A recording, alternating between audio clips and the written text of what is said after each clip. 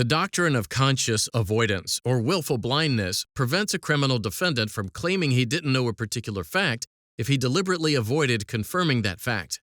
In United States v. Gatto, the court considered whether that doctrine permits a finding that a defendant possessed the requisite intent for fraud despite lacking actual knowledge of a victim's harm.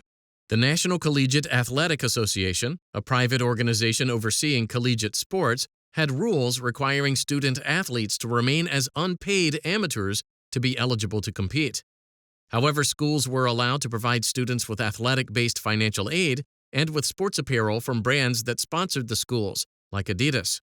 James Gatto, an Adidas executive, oversaw the sponsorship relationships between Adidas and several universities.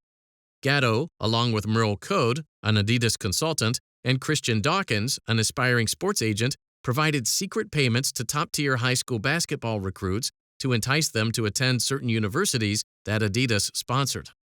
Because the payments violated the association's rules, the men developed schemes to conceal the payments. To comply with the association's rules, the universities required recruits to sign eligibility forms certifying that they were unpaid amateurs. Some recruits who'd received secret payments and subsequently misrepresented their eligibility ultimately received financial aid to attend certain universities. The government charged Gatto, Code, and Dawkins with wire fraud. At trial, the men asserted that they didn't actually know the recruits had to falsify their eligibility to the universities.